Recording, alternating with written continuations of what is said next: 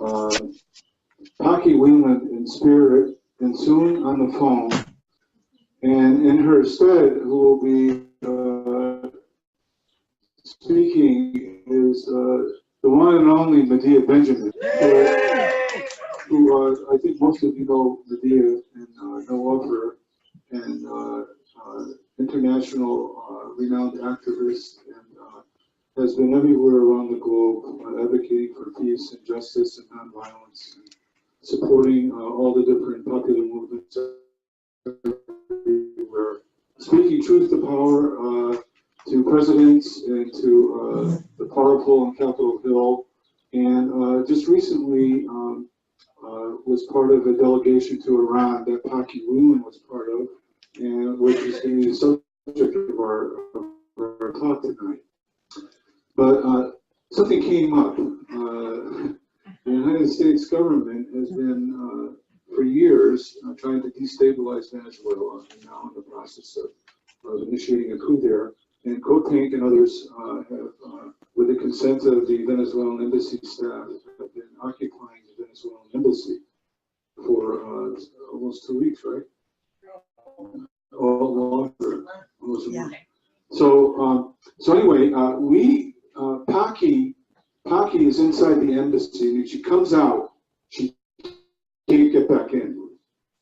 And so she said that she felt the most conscientious, she agonized over this, she wanted to be here with every fiber of her being, but she said the most conscientious thing she thought she could do would be to stay inside the embassy during this critical moment. And so Medea has graciously decided to come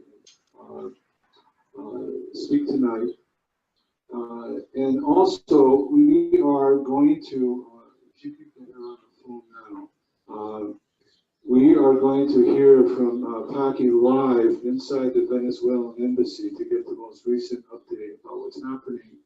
And arrests that have been made yesterday and today, and Medea came in, and she'll never say this probably even when she's speaking, but she was injured at the embassy today by the Secret Service. And so we're doubly thankful for your presence here, Medea, with us tonight. So let's give it up for Medea Benjamin and for Paki Whelan on the phone.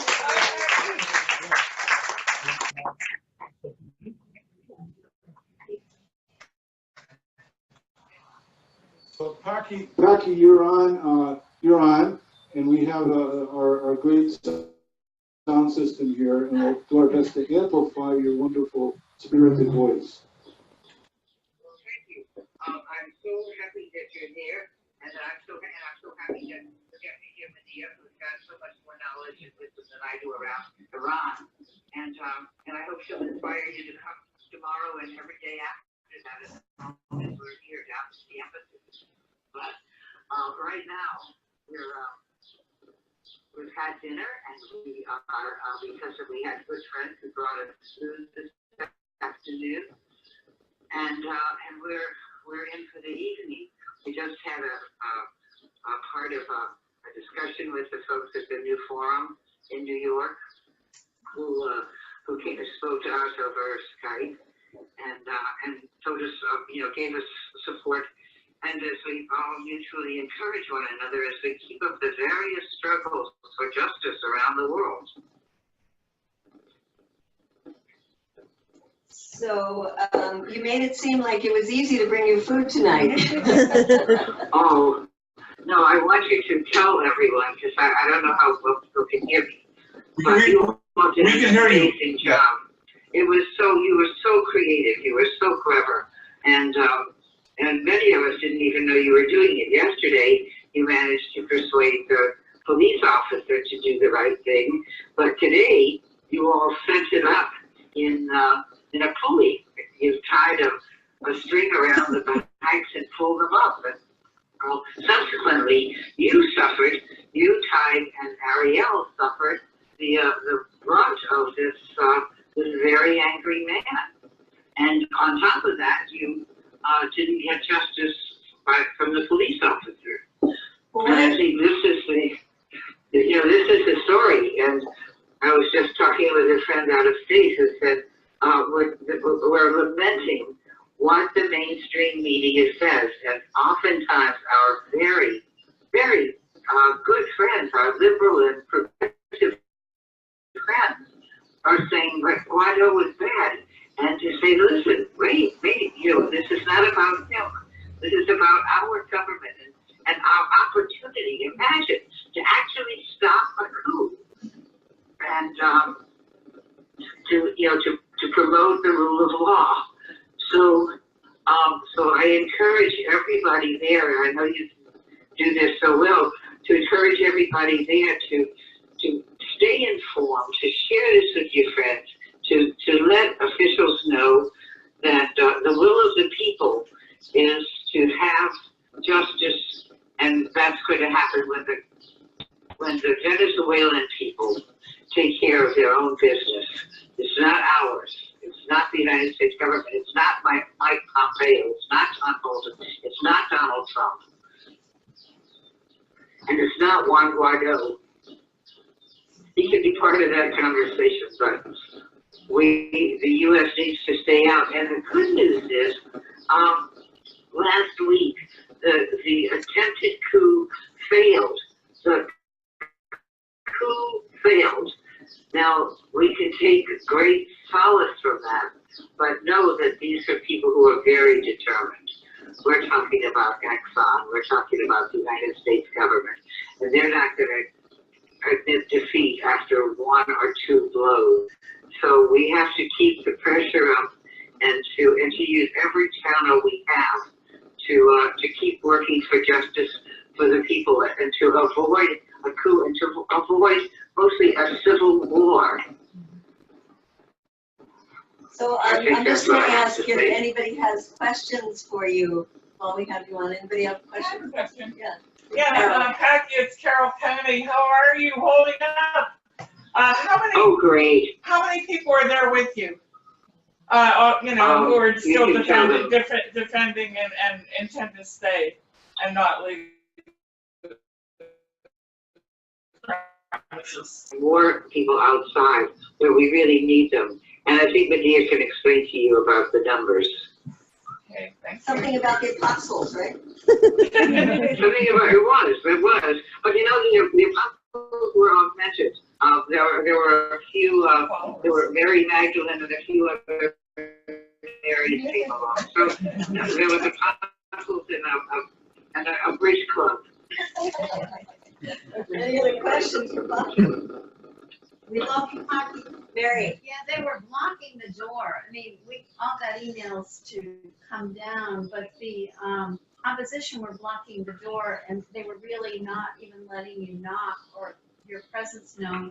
But I read in an email today that Veterans for Peace were on the outside, sort of sending good vibes your way. Michael Ho was there. Michael is the Matthew. Yeah, Bucky, did you hear that? Yes, I did. And we want more. We want more people here to really show to the opposition and to the world, because the press is here, and to let people know that there is an alternative to the dominant story of the United States restoring law and order and democracy and oh yes, the care and love of the people. So that's what we're up against, the lie. Well, Helen is here, and she is now handing out flyers about the mobilization we're calling for tomorrow at 1. And so if any of you could come, that would be great. I must say we need people anytime, any day, but it would be good tomorrow because the right-wing opposition is mobilizing for tomorrow. So it's going to be a tough. They certainly are. And I think just to underscore one thing, these are not disgruntled, wealthy Venezuelans. Of course, there's some of those, but there are so many people who are here who have no vested interest in anything except a right-wing dictatorship, a right-wing takeover, and support for the corporations that will rule in Venezuela again. So come and join this movement and be part of history on the right side. Well, let's get it. We love you, Poppy, and we'll try to bring you a change of clothes. Okay, I love you. And bye-bye. Bye. So maybe I could do a little updating from being on the outside, which is that the people outside, first, this has been going on for about a month, and it was all very peaceful. In the beginning, when we were there, it was us and Venezuelans, but then the Venezuelans were kicked out by the US government. So then there was only a very small group of Venezuelans left who worked for the Organization of American States, the Venezuelan representatives to the Organization of American States. And they were allowed to stay because Venezuela was part of the Organization of American States. Until the US did its maneuvering, and you know, the US does this in so many different occasions, which is twisting arms, using aid, threats to withdraw aid, and to get a vote at the Organization of American States. And I was there when Mike Pompeo was addressing the OAS, which was kind of fun because I managed to get in as a journalist and get up on a chair and say no coup in front of Mike Pompeo while he was calling on the Organization of American States to endorse the opposition. And they couldn't get the vote they needed, which was a 2/3 vote. Venezuela has been quite popular in Latin America because, especially in the good days when oil was at a high price, it was providing subsidized oil for just about all the poor countries. I mean, the countries of the Caribbean, Cuba, Bolivia. So, and they had a lot of trade agreements that were beneficial, sort of win-win kind of thing with other countries in Latin America when there was what was called the pink tide. You've heard of the pink tide government coming to power in Latin America. It's happening all over Latin America. And the US was so bogged down in the Middle East that it didn't really have time to pay attention to what was happening in Latin America. And then came the reversal of that tide, and then came Donald Trump. And he certainly started paying attention by getting people like Elliot Abrams, that some of you know, I'm sure, from the days of solidarity work with Central America, and the dirty work that he did, and how much pain and suffering he caused in Latin America. So he is now this special envoy to Venezuela.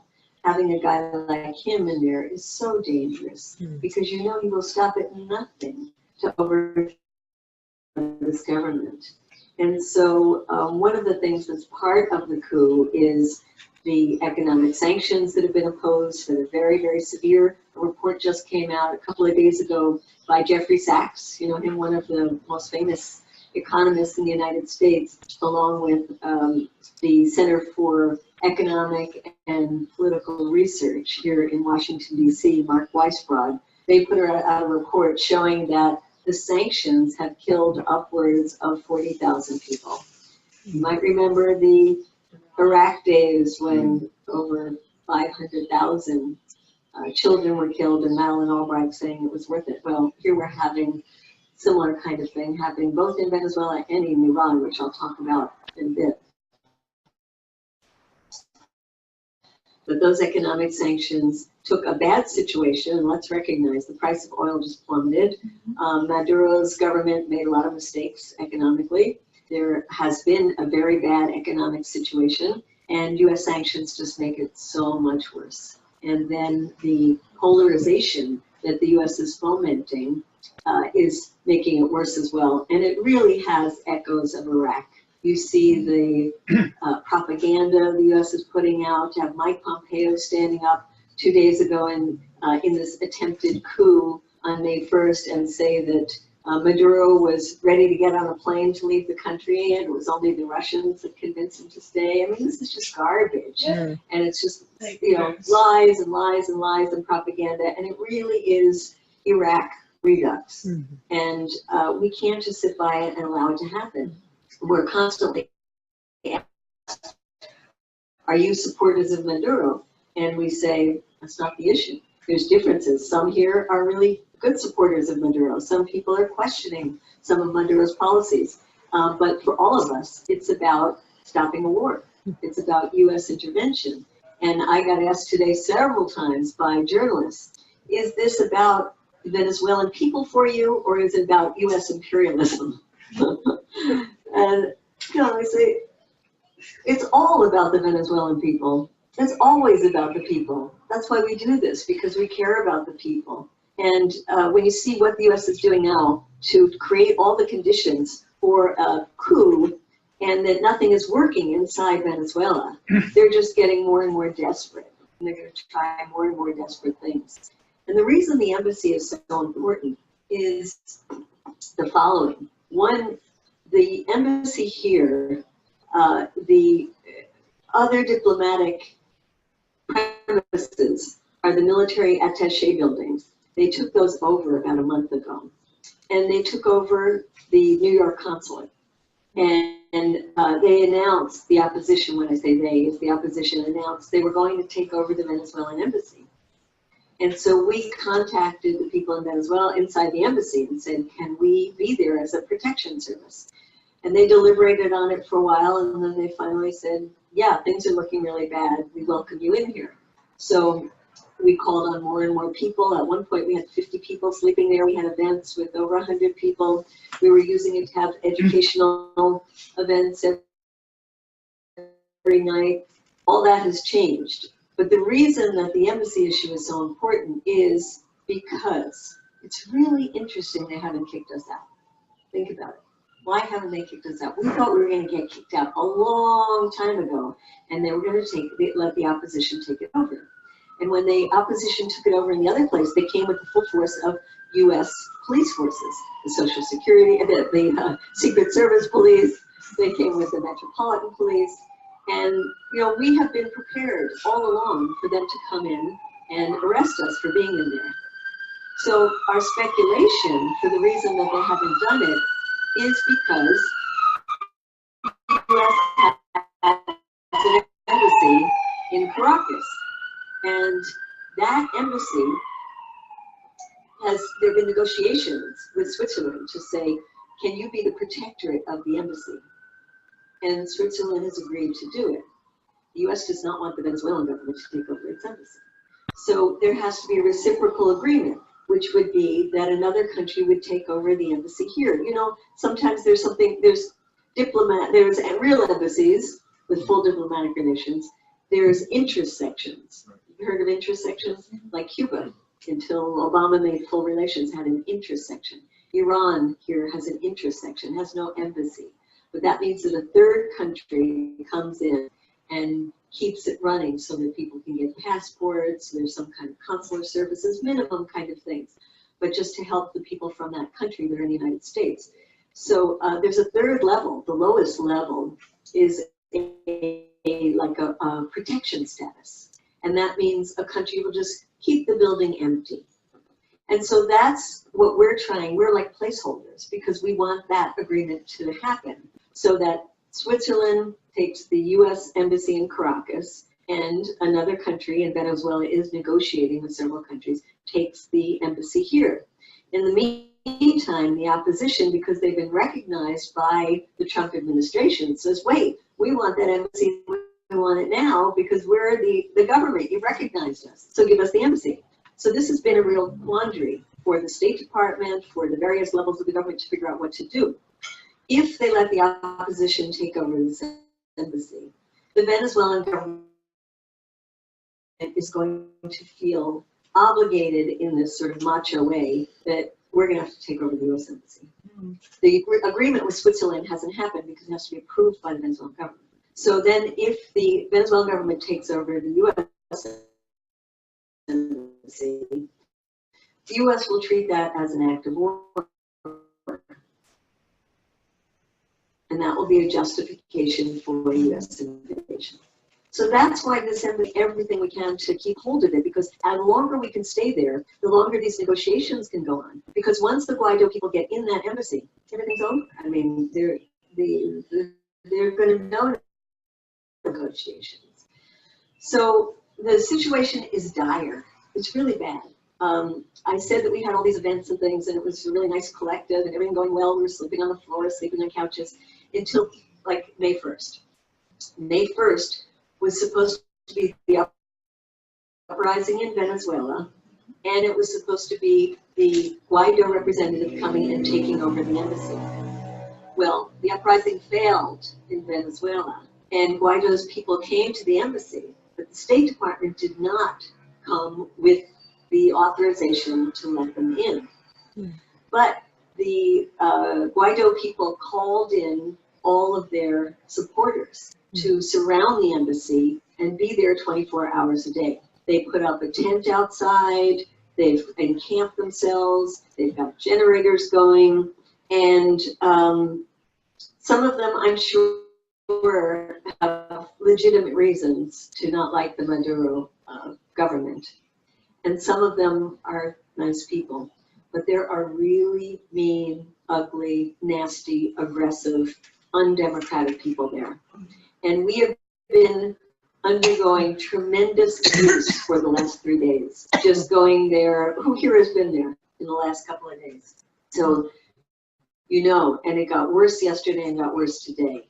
And the opposition, and especially the very aggressive men, are feeling empowered. And they're feeling empowered because the DC police and the Secret Service are not doing their job. They're letting them be aggressive. They're letting them spit on us. They're letting them assault us. They're letting them, you know, there's a noise ordinance in, any time of the day that you can't have dangerous levels of noise. We pulled up the noise ordinance. They have sirens going off and they put it right in our ears. And the DC police are right there and we say, enforce the law. And they don't do it. And then we tell them, enforce the law, there's got to be a walkway. Pedestrians have to be able to walk down a sidewalk. They don't enforce the law, and so these thugs, you know, link arms, and they prevent us from even walking. We finally got the police, and it's funny, it's something I've always hated. You know what they call a protest pen? You know, you get a little barricade, and you're allowed to protest in that little barricade. And I said, I hate protest pens. I couldn't wait till we got a protest pen so we could have our own area where they wouldn't be assaulting us. So now we have our own little area, and we were in our own little area, and they have not allowed us to go in or out now. They block every single doorway, every pathway. They block the garage. And so they want to starve the people inside. And this is the opposition. And so when Pocky said we managed to get some food through yesterday, it was really a mistake because one of the Secret Service people didn't really know what was going on. And we managed to put the food inside a barricaded area, and Pocky ran out really quickly like a little ant, you know, just ran out there, grabbed the food and ran back in. And the opposition went nuts. So today we tried something different, which is in our little protest pen area, we could get food up in a pulley to the second floor. And we did it, and they got hysterical about it. And as we were doing the second one and then, you know, pushed it to the third one, they broke through our barrier and came and assaulted us. And I got really hurt. I can feel it now. It's going all the way down my arm. My partner, Ty Barry, got hurt. Ariel Gold, who got arrested yesterday for absolutely nothing, was hurt. And we had it all on film. And the camera people came to us and said, look, you know, show the Secret Service this, and the guy will get arrested. They held the guy. They brought us over, and they said, look, this is the new law of the jungle. They said, either you all four get arrested. We who did nothing, who attacked nobody. Either all four of you get arrested or nobody gets arrested. Which is your choice? And we said, look at the footage. And they said, we don't have to look at the footage. This is what we've decided. And so the law is being broken every single day. And because this is happening, they're getting empowered and empowered and empowered. Just as I was on my way coming here, it broke my heart. Some of you might know a very long-time peace activist, Dean Marvin.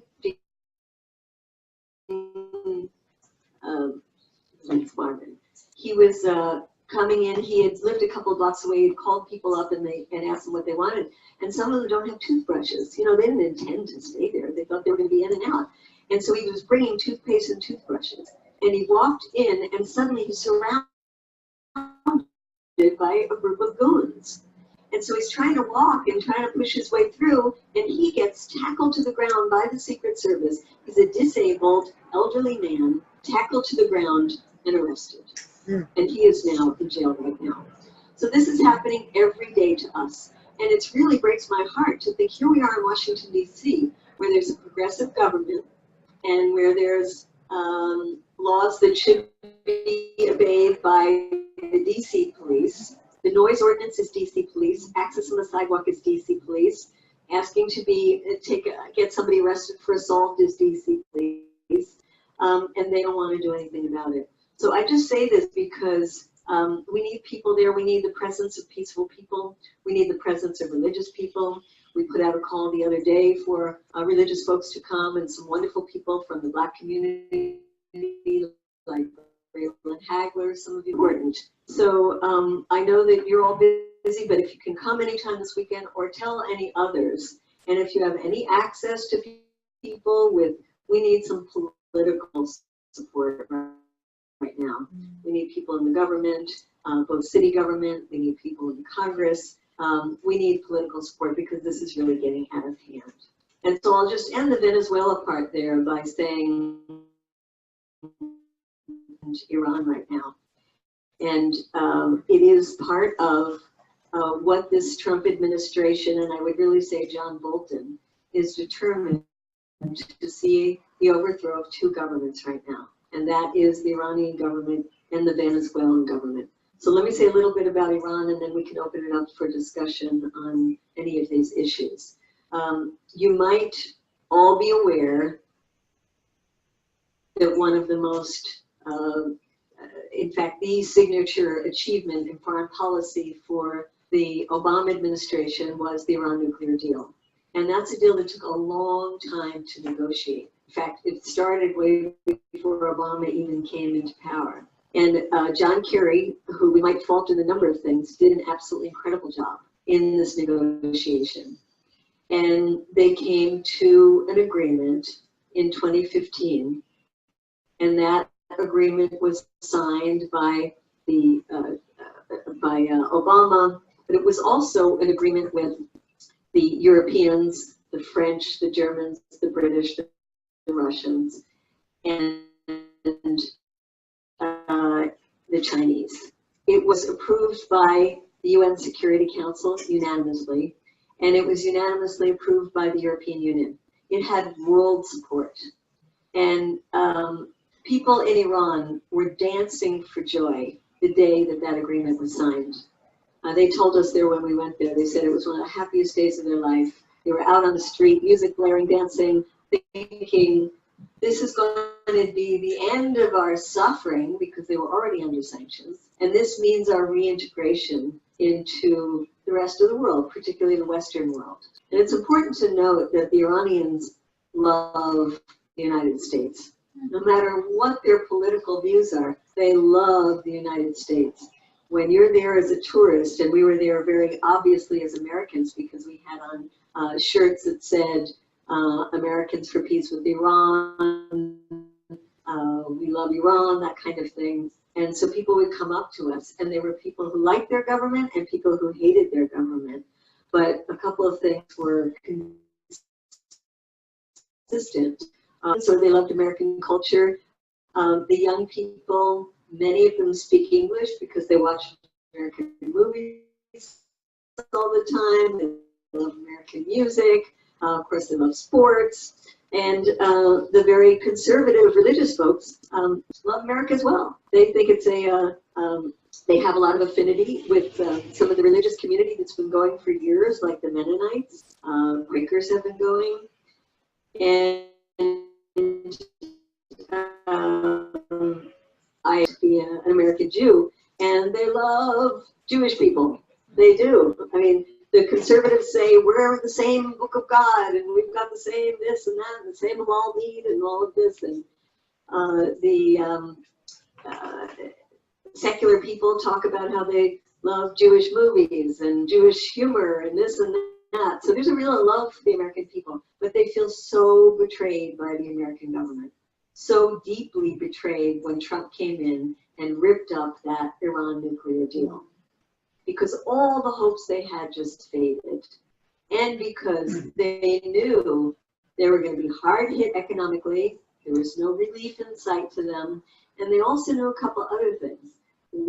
One is that the hardliners inside more hostile relationships with the United States. There's a crackdown inside.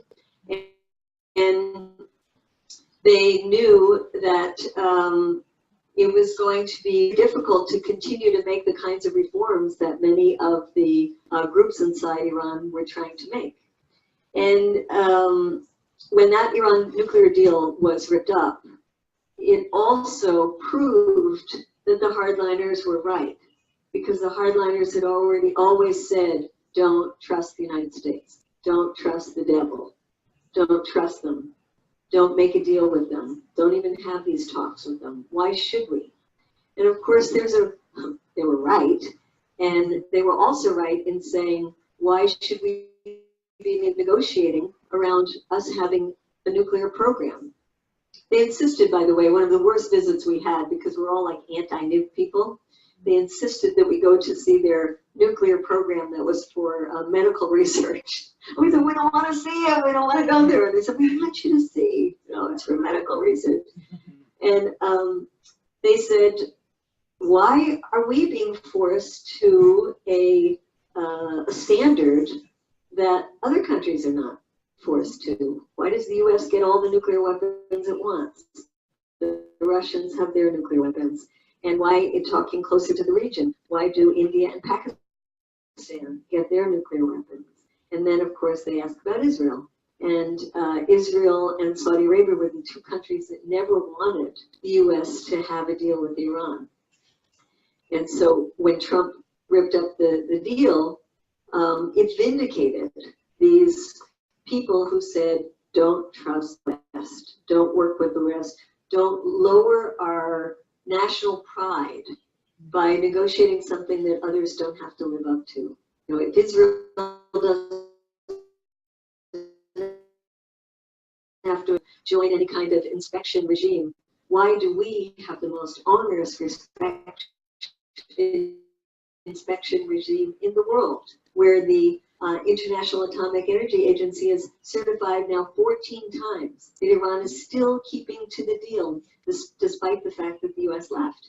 And there is something in Iran that I think is stronger than anywhere else in the world that I've seen, and that is national pride.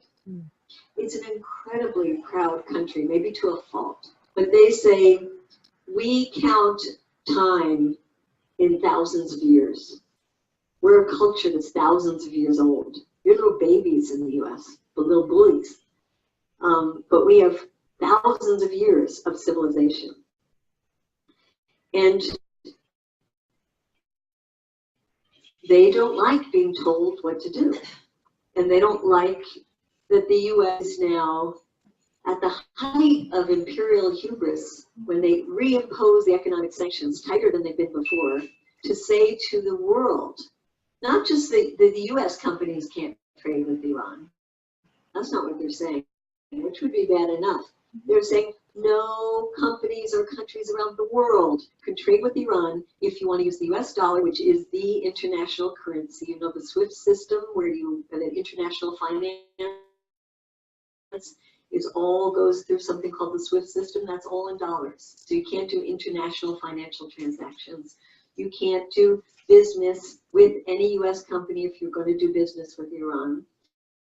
You can't have a ship come to US ports if it goes. You can't buy Iranian goods if you want to do any business with the United States.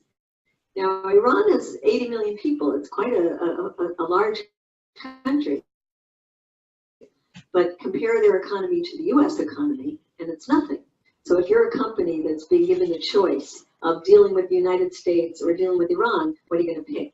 So when the US pulled out of the Iran nuclear deal, there were all kinds of companies that had been negotiating after the deal was signed to have multi-billion-dollar deals with Iran. And Iran needed all kinds of things. One of the most important things was parts for their antiquated airplanes, their commercial airplanes.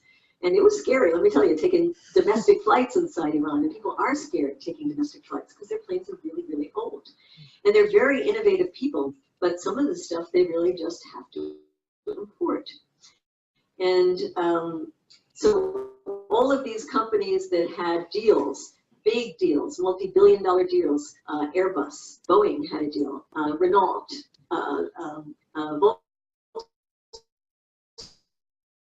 Volkswagen, the Italian oil companies, they all, for years, were breaking our agreements. In the meantime, Iran said to the Europeans, wait a minute, you know, you made us negotiate this thing, we signed it, what are you going to do to stand up to the US bully? And so they took a long time. They said, oh, we want our companies to keep dealing with Iran, but they had no way to protect their companies. And then finally they came up with this, it's called a special purpose vehicle, INSTEX is the name of it. It's supposed to be like a barter system where the companies could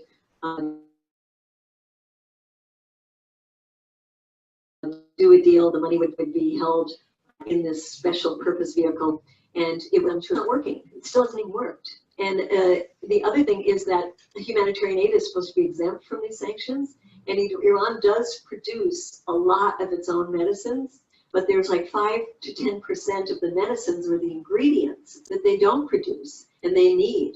And so everywhere we went, we had people telling us about a guy in the bazaar as we're walking around came up to us and said, "You're Americans. You know, we love Americans, but why is your country doing this to me? My mother has cancer. She, as of 3 months ago, hasn't been able to get the cancer treatment that she needs. At first we tried to get it from Turkey, but it's too expensive. We can't go there. We can't get it. And now she's going to die because she doesn't have the medicines." And we heard this over and over again. Medicines for specific things, multiple sclerosis, diabetes, the kind of portable dialysis. They couldn't get these things. And so people are dying, a lot of them, because of the sanctions, even though humanitarian aid is supposedly not included. And the reason the humanitarian aid is not getting there is because the companies are afraid to deal with Iran, because the pharmaceutical companies, the shipping companies don't want to ship anything, the banking companies don't want to deal with the transaction, and the insurance companies don't want to insure. So, you know, the Iranian people are really stuck. And it was, we were, our delegation would go, but there are restrictions for Americans, unlike other people coming from other countries who can come as tourists and go where they want. If you're American, so you can go as tourists. Well, we didn't want to go as tourists. We wanted to have more of these people-to-people exchanges. So it took us a long time to get our visas. And we had 70 people signed up for the trip, but by the time the date came and passed and we still didn't have the visas and the uncertainty of everything, and then suddenly we had the visas and they said, you have to come now. So we got 28 people in the end. But what was very unusual is that we got access that, you know, a delegation would normally not have. The first day the delegation came, we got to meet with the foreign minister, and we had 90 minutes with him. He's a brilliant man, and he's the one who negotiated the Iran nuclear deal. And he said to us that his reputation was on the line because he negotiated this deal. He said, yes, we can trust the United States. Yes, we can trust John Kerry, and he and John Kerry became good friends. And actually, something really interesting he told us. He said, we decided in the Obama administration that we were going to begin talks. And our first talks are, what should we talk about? And they said, all right, let's go back to the Iran nuclear deal, because Iran said, we don't want nuclear weapons anyway, so that's going to be an easy one for us to negotiate. Let's do that first, and then we can talk about all kinds of other issues. And so he said, you know, here we were we did negotiate. It was signed with the idea that there would be more talks about other things. And then Trump pulled out. He said, my reputation has been shot. And he is being attacked as somebody who, couldn't come through on what he guaranteed. And the day after we met with him and had this very heartfelt conversation where he told us a number of examples where they tried to work with the United States. He told us, and of course he said, please don't let people forget how you overthrew our democratically elected government in 1953. And he didn't say it, but we'll say it, which is there would never be an Islamic Republic today had that not happened. There would be a secular democratic government in Iran. But then he talked about, after the Iran, revolution in 1979, he talked about all the different times that they had tried to talk to the United States, and he knows very well because when he was 26 years old, he was a student in the US and became like the representative of Iran here. And so he's been part of this for 40 years. And he gave examples after the US invaded Afghanistan and wanted to get the different factions together to talk about how we're going to set up a new government. And Iran was actually happy that the Taliban were gone. They saw the Taliban as their enemy. All of these Sunni extremist groups are the enemies of a Shia government and a Shia country in Iran. And that the alliance to be sitting down at the table for the US, and then Iran was pushed out of the whole deal. And he gave us an example around, he gave us a recent example around Yemen, where he said there was a deal where they got the Houthis to agree to stop the war a month after it started. And then this deal was negotiated, and the US was all for it, and the Saudis would not do it. And so the US pulled out. And Iran is the,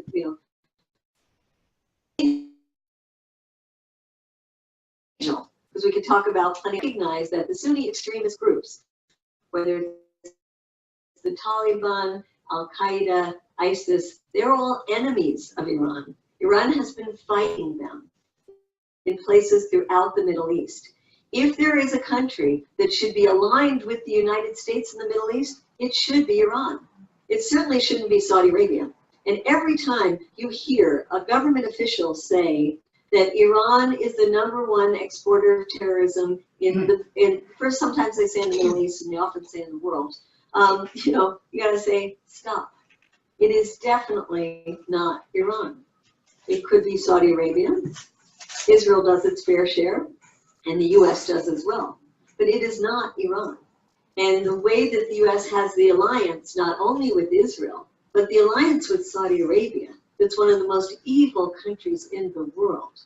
You might not have, you probably heard about, the Saudi role in the absolute destruction of Yemen, the killing of the journalist Jamal Khashoggi that really kind of woke some people up who didn't care about all the people dying in Yemen.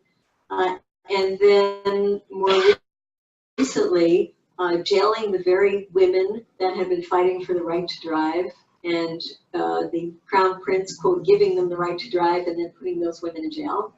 And just last week, 37 people beheaded in one day. 3 of them, people had been arrested when they were 17 years old. One of them, a 17-year-old, who was coming to study in the United States at Michigan University, and he had been arrested for being part of a peaceful protest, and he was beheaded just last week. So this is an evil, evil regime that is spreading its perversion of Islam around the world, and the US is in bed with them. So when these reporters come and say, the Trump administration is doing what it's doing in Venezuela because it cares about the humanitarian crisis and cares about human rights, we just say, stop. We could talk about many other places, Honduras, wherever, but let's just talk about Saudi Arabia for a minute. And anyway, going back to Iran, the Iranians ask, why is the US in bed with Saudi Arabia, not us? Iranian policy aligns a lot more, or should align a lot more, with the United States. So we had a lot of heartfelt talks. We went to the Museum for Peace, which is a beautiful museum that has not only the history of warfare of Iran being attacked by Saddam Hussein. Iran was attacked by Iraq in 1980. A bloody, horrible, horrible 8 years of war in which hundreds of thousands of people were killed. Some say up to 1 million people were killed. And they also say to us, it's hard for us to forget what the US was doing during that Iran-Iraq war. And some of you are shaking your heads because you remember. The US was supplying the precursors to the chemical weapons that were used by Saddam Hussein on the Iranian people as well as Iraqi people as well. They were, the other thing they did is take this group now known as the MEK, Mujahideen al-Khalq, some of you might have heard of, and Saddam Hussein brought them over to Iraq and trained them and armed them to go back into Iran. And they were the first like suicide bombers. They would go blow things up, kill civilians, kill all kinds of people. Those people, the MEK, are the good friends of John Bolton, the good friends of Rudy Giuliani, the good friends of some of the Democrats as well. Nancy Pelosi has been sending them messages every year. These are terrorists. But they spent a lot of money, supposedly Saudi money, to pay people in the US government large amounts of money to be their guest speakers. John Bolton reported $180,000 to speak to them.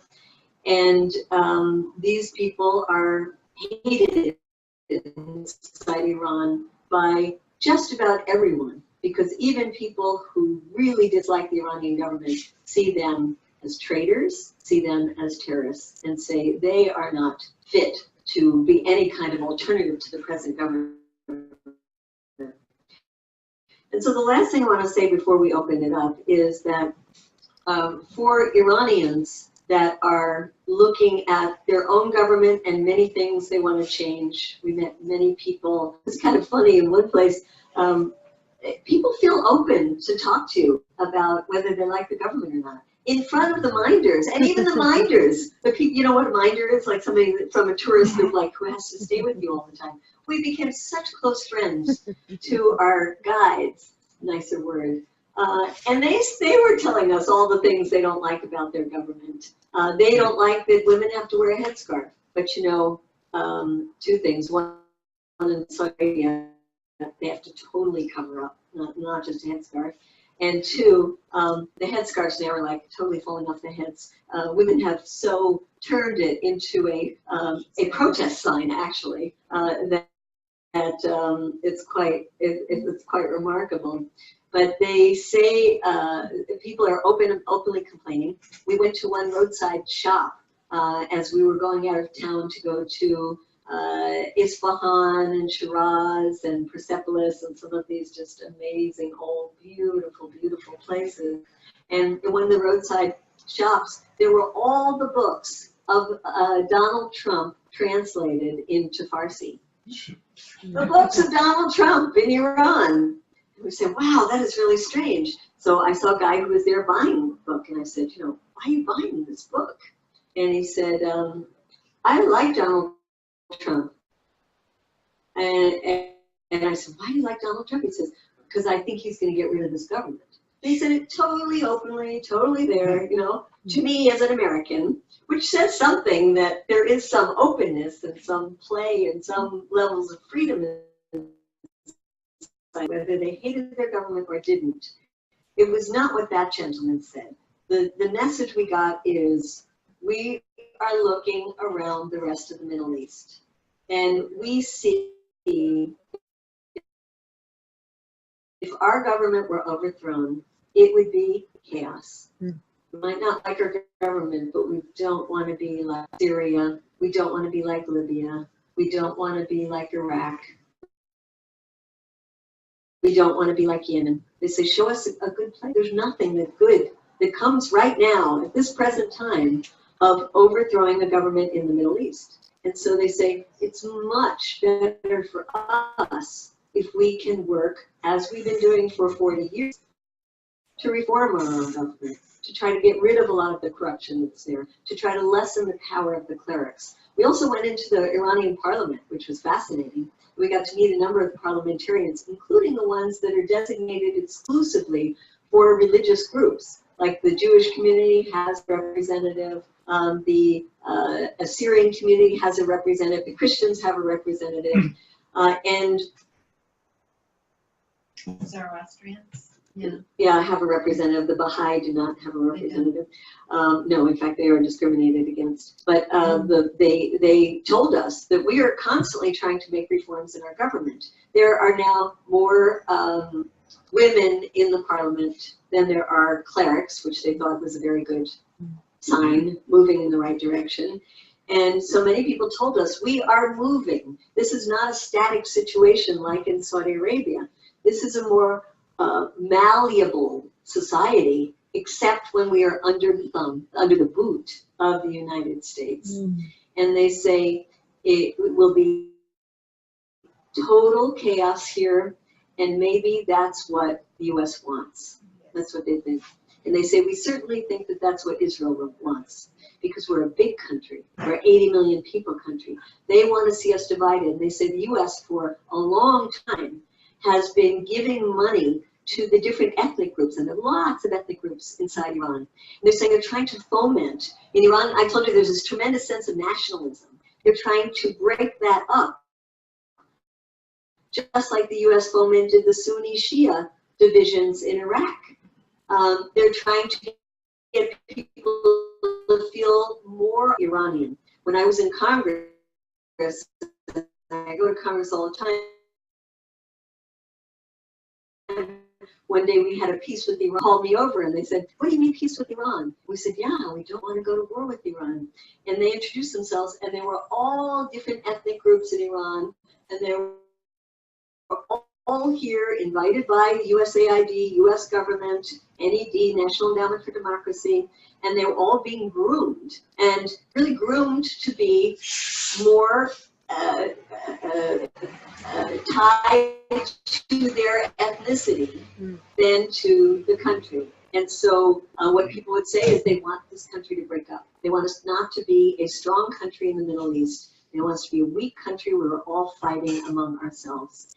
And so that's what we left, with this idea that we had to come back and work against what the US is doing. And so there are a number of bills in Congress, and it's been hard, let me tell you.